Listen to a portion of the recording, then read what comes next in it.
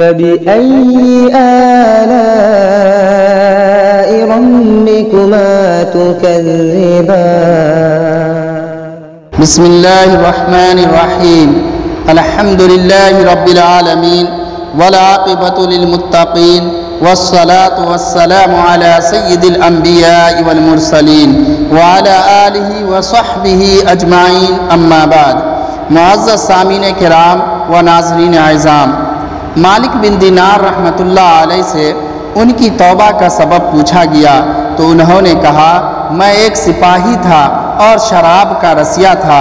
میں نے ایک نفیس باندی خریدی اور وہ میرے دل میں خاص مقام کی مالک بن گئی۔ اس سے میری ایک بچی پیدا ہو گئی۔ میں اس بچی کو حد سے زیادہ پیار کرتا تھا۔ جب وہ زمین پر گھسٹ کر چلنے لگی تو میرے دل میں اس کی محبت اور بڑھ گئی۔ وہ مجھ سے مانوس ہو گئی اور میں اس کے سامنے جب شراب لا کر رکھتا تو وہ آ کر کھینچا تانی کر کے میرے کپڑوں پر شراب بہا دیتی۔ جب اس کے 2 سال ہو گئے تو وہ مر گئی۔ میرے دل کو اس کے غم نے بیمار کر دیا۔ 15 رمضان کو جمعہ کی رات میں شراب کے نشے میں مدہوش تھا۔ میں نے عشاء کی نماز بھی نہیں پڑھی تھی۔ میں نے خواب میں دیکھا کہ سور پھونکا گیا اور قیامت قائم ہو گئی، مردے قبروں سے اٹھائے گئے اور تمام مخلوق جمع ہو گئی۔ میں بھی ان میں تھا۔ میں نے اپنے پیچھے سے آہٹ سنی، مڑ کر دیکھا تو ایک بہت بڑا اژدہا کالے رنگ کا، آنکھیں نیلی ہیں، منہ کھولے میری طرف دوڑ رہا ہے۔ خوف و دہشت کے مارے میں بھاگا۔ راستے میں ایک ستھرے لباس والے شخص کے پاس سے گزر ہوا۔ میں نے سلام کہا، اس نے جواب دیا۔ میں نے کہا، بابا مجھے اس اژدہے سے پناہ دو، تجھے اللہ تعالیٰ پناہ دے گا۔ وہ بوڑھا رونے لگا اور کہا، میں کمزور اور ضعیف ہوں اور یہ اژدہا زبردست ہے، میرے بس میں نہیں، آگے چلو اور بھاگو، شاید اللہ تعالیٰ تیری نجات کی کوئی صورت بنا دے۔ میں آگے بھاگنے لگا اور ایک بلند جگہ پر چڑھ گیا۔ ادھر سے میں نے جہنم کے طبقات کو جھانک کر دیکھا، ان کی ہولناکیاں دیکھی۔ قریب تھا کہ اژدہے کے خوف سے میں ان میں گر جاتا۔ مجھے کسی نے آواز دے کر کہا، چلو یہاں سے، تم یہاں کے رہنے والے نہیں ہو۔ میں اس کی بات سے مطمئن ہو گیا اور وہاں سے واپس لوٹا تو اژدہا میرے پیچھے تھا۔ میں پھر اسی بوڑھے کے پاس آیا اور کہا، بابا میں نے آپ سے درخواست کی کہ اس اژدہے سے میری جان چھڑاؤ، آپ نے کچھ نہیں کیا۔ وہ بوڑھا پھر رونے لگا اور کہا، میں ناتواں ہوں، البتہ تم اس پہاڑ کے پاس جاؤ جہاں مسلمانوں کی امانتیں ہیں، اگر تمہاری کوئی امانت ہو تو وہ تمہاری مدد کرے گی۔ میں نے دیکھا چاندی کا ایک گول پہاڑ ہے اور اس میں جگہ جگہ سوراخ اور روشن دان ہیں اور پردے لٹکے ہوئے ہیں۔ ہر روشن دان پر سونے کے 2 پٹے ہیں اور ان کے قبضے یاقوت کے ہیں اور آرائش موتیوں کی۔ ہر پٹ پر ایک ریشمی پردہ ہے۔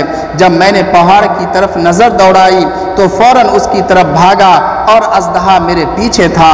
جب میں پہاڑ کے قریب پہنچا تو ایک فرشتے نے آواز دی، پردے ہٹاؤ، دروازہ کھول دو اور سیدھے کھڑے ہو جاؤ، شاید اس حاجت مند کی یہاں کوئی امانت ہو جو اسے اس کے دشمن سے نجات دلائے۔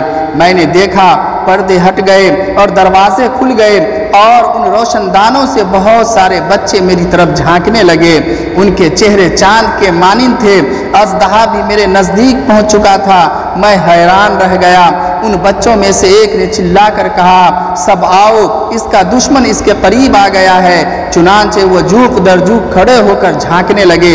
اچانک میری وہ بچی جو مر گئی تھی وہ بھی ان کے ساتھ جھانک رہی ہے۔ جب اس نے مجھے دیکھا تو رونے لگی اور کہا، ہائے یہ تو میرا باپ ہے۔ پھر اس نے نور کے جھرمٹ میں تیر کی تیزی کے ساتھ چھلانگ لگائی اور میرے سامنے آ کھڑی ہوئی۔ اس نے اپنا بایاں ہاتھ میری طرف بڑھا کر میرا دایاں ہاتھ پکڑ لیا اور اپنے دائیں ہاتھ کو اژدہے کی طرف بڑھا دیا تو وہ بھاگ گیا۔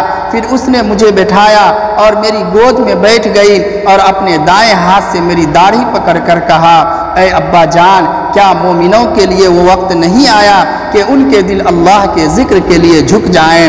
میں رونے لگا اور کہا اے بیٹی تم لوگ بھی قرآن کو جانتے ہو؟ اس نے کہا ہم تو تم سے بھی زیادہ قرآن کو جانتے ہیں۔ میں نے کہا اژدہے کے بارے میں تو کچھ بتاؤ جو مجھے ہلاک کرنے کے در پہ تھا۔ اس نے کہا وہ تیرا برا عمل ہے جس کو تو نے طاقتور بنایا ہے اور وہ تجھے جہنم کی آگ میں ڈبونا چاہتا ہے۔ میں نے کہا اس بوڑھے کے بارے میں بتاؤ جو راستے میں ملا۔ اس نے کہا وہ تیرا نیک عمل ہے جسے تو نے اتنا کمزور کر دیا کہ اب وہ برے عمل کا مقابلہ نہیں کر سکتا۔ میں نے کہا اے بیٹی تم اس پہاڑی میں کیا کرتی ہو؟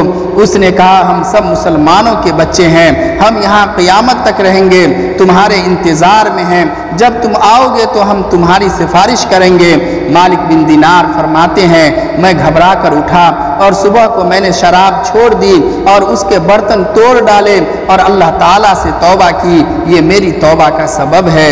دوستو معلوم ہوا کہ اولاد اگر بچپن میں فوت ہو جائے تو مایوس نہیں ہونا چاہیے بلکہ اللہ کی مرضی پر راضی رہنا چاہیے، کیونکہ یہی نابالغ اولاد آخرت میں کام آنے والی ہے، جیسا کہ اس واقعہ سے سبق ملتا ہے۔